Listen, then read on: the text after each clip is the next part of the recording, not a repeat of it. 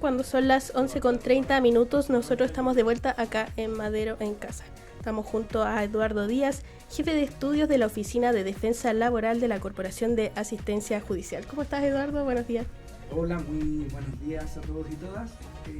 Sí, efectivamente, concurriendo nuevamente a tratar de contribuir en este espacio, ¿verdad?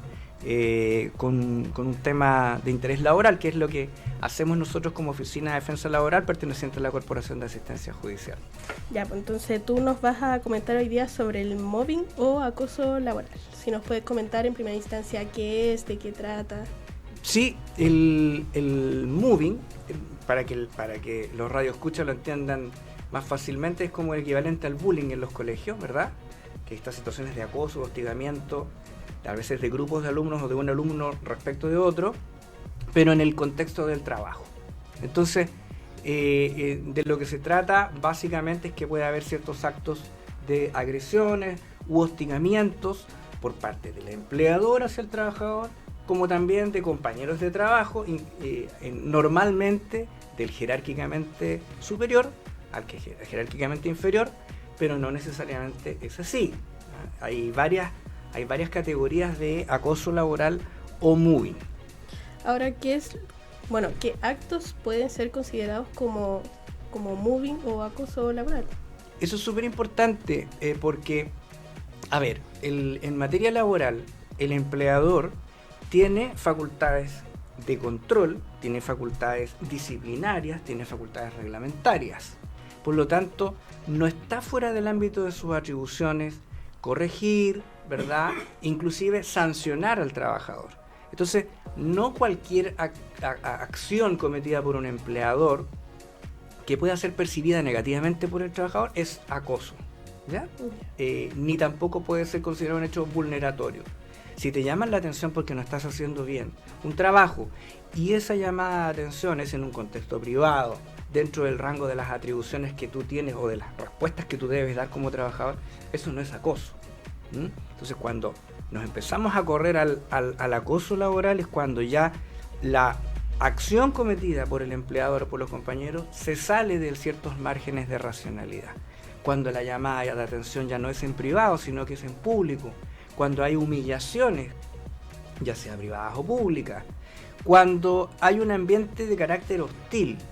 El Código del Trabajo habla de agresión, de agresividad, ¿verdad? Y de hostigamiento. Y además habla de otro tema que es lo que dificulta esta figura, se llama es reiterados en el tiempo. O sea, no basta una sola acción cometida por el empleador, una sola acción, por ejemplo, un empleador que golpea a su trabajador, puede ser considerado una vulneración de derechos, pero no necesariamente eso es mobbing laboral, porque el mobbing requiere varias conductas reiteradas en el tiempo. ¿Y el trabajador que es víctima de acoso, qué puede hacer? Bueno, el consejo práctico que podemos dar es que el trabajador que sienta que está siendo víctima de una vulneración de derechos en general, ¿ya? O de una situación de mobbing, que estamos hablando de estas conductas de agresiones, hostigamientos permanentes en el tiempo, ¿verdad? Lo que puede hacer es, o lo que debe hacer, lo que yo recomiendo es que primero vea si en su empresa existe un reglamento interno, ¿ya? Dependiendo del tamaño de las empresas deben tener un reglamento, y el reglamento interno, por ley, 154 del Código de Trabajo, establece que debe contemplar o debe garantizar un ambiente de respeto a la dignidad de los trabajadores. Y además el artículo 184 del Código de Trabajo obliga al empleador a velar por la seguridad y por la integridad psicológica y física de sus trabajadores. Entonces está obligado a tener este contexto. Y de esa manera, si hay reglamento interno, normalmente hay un protocolo. Y lo que debe hacer ese trabajador es denunciar a quien corresponda internamente que existen acciones de hostigamiento en su contra. Ese es el primer paso que debe dar. Si el empleador no adopta acciones respecto de esta denuncia, entonces el trabajador lo que debe hacer es rápidamente, ojo, porque acá hay plazos para ejercer acciones judiciales, es recurrir a la inspección del trabajo. Y también tiene otra vía, que es a través de quien haga la prevención, digamos, el trabajo de prevención de riesgo dentro de la empresa, podría pedir que se derive su situación a el organismo administrador, Asociación Chilena, el IST, Mutual de Seguridad, la que sea. ¿Por qué? Porque estos hostigamientos pueden generar en la persona un cuadro depresivo, pueden generar un cuadro de carácter mental, y esa patología, al darse en el contexto laboral, pasa a ser una enfermedad profesional y no una enfermedad común. Entonces, esas son las vías. Siempre yo recomiendo activar o denunciar internamente, si no es así, a la Inspección del Trabajo, y además tratar de que las patologías que puedan surgir puedan ser tratadas a través del organismo administrador. Bueno, ahora yendo un poquito como más adelante, si nos puedes explicar cómo es este tema del acoso como una causal de autodespido. Bien, lo que estábamos conversando recién tiene que ver cuando el trabajador, estando en la relación de trabajo vigente, ¿verdad?, denuncia, ¿verdad?, y lo hace a través de una acción que se llama denuncia por vulneración de derechos fundamentales. ¿Ya? ¿Por qué? Porque está siendo afectada su integridad psicológica, su honra, lo que le llamamos los derechos derechos fundamentales inespecíficos en el contexto del trabajo. Esa es una vía judicial. Inclusive ahí puede participar el sindicato y también se puede hacer parte de la Inspección del Trabajo. Y la opción es que, estando vigente la relación de trabajo, se obtenga que se terminen los actos de hostigamiento. Inclusive puede ser que le indemnicen el daño moral. Pero cuando esta situación ya pasa de ciertos límites, el trabajador también tiene otra vía, que es autodespedirse. ¿Ya? Y nosotros ya hemos venido a hablar del autodespido en este espacio y hemos comentado de que no es una acción fácil. ¿Ya? El autodespido implica que la carga de probatoria la va a tener el trabajador y va a tener que acreditar que efectivamente una de las causales que autoriza el autodespido es el acoso laboral. Pero va a tener que acreditar las acciones de agresividad, de hostigamiento, la reiteración en el tiempo, ¿verdad? Y que además le han causado daño, menoscabo, humillación, o que han perjudicado sus oportunidades laborales. O sea, va a tener que, el esfuerzo probatorio es un poco mayor, pero es factible hacerlo, ¿ya? Autodespedirse, básicamente decir, el empleador incumplió con una obligación. Básicamente en este caso se trata cuando el empleador es el acosador sexual. Recordemos que hay figuras donde hay trabajadores que son los acosadores. Y en ese caso, bueno, esto tiene ribetes muy complicados a veces. Si el empleador no adopta acciones para prevenir esto, también pasa a ser como una especie de cómplice del hostigamiento. Y por lo tanto también pueden dirigirse las acciones en su contra. Claro, me imagino también que esta es como, por así decirlo, una última instancia, cuando ya no se ve como ninguna solución. Me imagino que el trabajador llega a esta instancia de autodespedirse. Exactamente, tú lo has dicho súper bien, porque la instancia judicial siempre tiene riesgo, digamos, y por eso que nosotros decimos, y ahí yo hago difusión de la atención que hacemos como Oficina de Defensa Laboral. Estamos en el pasaje Argomero 245 de acá de la ciudad de Antofagasta, y en el pasaje General Velázquez 1947 en Calama, para que la gente vaya y consulte antes de tomar la determinación de autodespedirse. Lo primero es tratar de hacer la denuncia y hacerla formalmente, ¿ya? Porque si la hace y no se adoptan medidas, sigue al siguiente peldaño, que es la Inspección del Trabajo, para que la inspección active una fiscalización y hagan una investigación. También la Mutual de Seguridad hace investigaciones para determinar si existe un contexto de acoso laboral. Todos esos elementos son los que van a servir como prueba, ya sea para una vulneración de derechos fundamentales o para el autodespido, que es un poco más exigente en términos probatorios. En ese sentido, ¿qué pasa si no hay pruebas suficientes para comprobar este autodespido? ¿Qué ocurre con el trabajador? Eso también es una pregunta interesante, y por eso que nosotros hablamos de que el autodespido hay que evaluarlo bien siempre, con el profesional idóneo para ese efecto, en términos de que la ley establece expresamente que si el trabajador no logra acreditar la causal de autodespido, se entiende que ha renunciado. Y por lo tanto, pierde sus indemnizaciones. O sea, el autodespido tiene sentido cuando el trabajador, además de ser víctima en este caso de acoso laboral, no quiere perder sus años de servicio, su indemnización sustitutiva del aviso previo, y por eso se autodespide. Porque quizás si lleva menos tiempo, quizás, es un tema que evalúa cada trabajador, si lleva menos tiempo y está siendo hostigado, a veces renuncia simplemente, para no verse sometido a este ambiente de hostilidad permanente. Claro.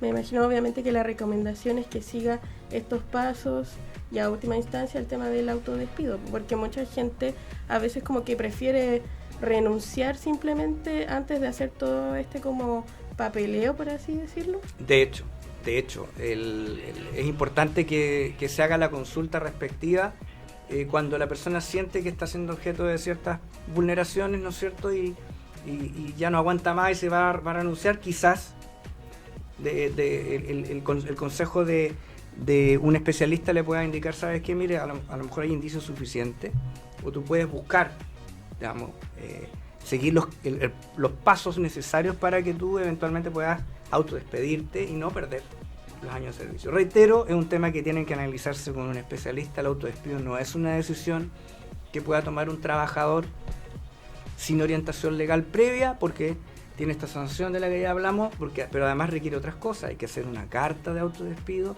hay que redactar esa carta, hay que invocar una causal legal. No todas las causales legales de despido se pueden invocar para el autodespido, entonces a veces se cometen errores y eso puede significar que el trabajador pierda su juicio si es que decide la vía judicial. Ahora me surge una duda, no sé si estoy como muy errada, pero si una persona se ve realmente afectada como en su salud mental, quizá algo físico, ¿puede tener como a alguien que la ayude? O sea, como que en vez de que esta persona haga como todo este trámite, haya como alguien cercano, un confidente que pueda como ayudarle a hacer todo este proceso. Siempre está la posibilidad, bueno, en el contexto del trabajo, ¿verdad? Se dan situaciones en que, voy a dar un ejemplo, por ejemplo, hay hostigamientos que son bien particulares, que son hacia las mujeres, hacia ciertos grupos de sospecha que le llamamos, sobre todo en materia de discriminación, hacia las mujeres. Hay figuras de micromachismo y hay un contexto en que las mujeres pueden, por una cuestión de solidaridad natural, apoyarse mutuamente, y también hay que pensar que eso puede ser importante, además del apoyo que pueda tener la víctima en ese caso, que si son compañeras de trabajo o compañeros de trabajo, eventualmente pueden servir en un juicio para que declaren que efectivamente hay una situación de hostigamiento o de agresión hacia la trabajadora o trabajador. Eso tampoco es tan fácil, digamos, claro, porque la persona quizás no quiere poner en riesgo su trabajo, pero también hay que recordarle a esas personas que llegan a ser testigos de otras en juicios laborales en contra del empleador, que si los despiden es una vulneración de derecho que se llama afectación de la indemnidad laboral, y pueden también, no van a recuperar su trabajo, pero podrían obtener las indemnizaciones bastante más altas. Recién se me quedó una pregunta en el tintero, más que nada que tú nos mencionaste de que el acoso laboral o el mobbing tiene que ser reiterativo. Quizás las personas pueden pensar que lo reiterativo es un poco subjetivo. ¿A qué hablamos con ser permanente en el tiempo? Esa es una súper buena pregunta porque no está resuelto en la ley. Los abogados y abogadas trabajamos mucho con las palabras de la ley. Y lo que dice el código es que debe haber reiteración. Ahora, ¿cuánta reiteración? ¿Cuán extenso en el tiempo? Yo te podría hablar de ciertos criterios. Hay sentencias que hablan de 6 meses hacia arriba, 2 años. ¿Ya? Entonces a veces algunos trabajadores dicen, pero ¿cómo? Yo llevo 2 meses trabajando y la hostilidad ha estado igual. También hay que reconocer que en 2 meses hay bastantes dificultades para poder hacer una denuncia, tener el resultado de una investigación, tener prueba para... ¿ya? Entonces por eso que yo diría que en principio hay que analizar el caso a caso. Pero si me preguntas a mí de criterios jurisprudenciales, hablan de 6 meses hacia arriba. Y como los tribunales laborales son unipersonales, o sea, cada juez es un tribunal aparte, hay tribunales que son más exigentes, hay tribunales que requieren, sobre todo en el autodespido, por ejemplo, mayores indicios, un informe psicológico, por ejemplo, o un informe de la Mutual de Seguridad que diga que efectivamente la persona ha sido víctima de hostigamientos, o más bien, que padece una depresión, por ejemplo. pero como consecuencia del ambiente de hostigamiento es una prueba interesante para poder fortalecer ya sea una vulneración de derechos o una tutela de derechos fundamentales. Pero si quizás el trabajador se atendió por el sistema común, por otras patologías, entonces ahí la relación entre la patología que tiene la persona y el ambiente hostil a veces no es tan fácil de controlar. Por lo tanto, las recomendaciones van por ese lado. Laboralizar, hacer la denuncia, iniciar la investigación, hacer las cosas formalmente o por escrito, y si no, recurrir a las instancias, inspección del trabajo o mutual de seguridad o organismo administrador, que no es la única, la mutual, hay más. Ahora hablando un poco como de las penas, las multas que reciben, ¿de qué estamos hablando? O sea, si a una persona se le comprueba de que realizó acoso laboral al empleador, a otro trabajador, ¿a qué penas o multas está expuesto? Como te decía, hay varias figuras. La más habitual que uno piensa es que el empleador es el que acosa, ¿verdad? Claro. Ojo que hay figuras bien especiales, hay verticales, hay horizontales, pero hay casos en que el empleador de alguna manera se colude con otros trabajadores, por ejemplo la famosa ley del hielo. Eso es una actividad de hostigamiento.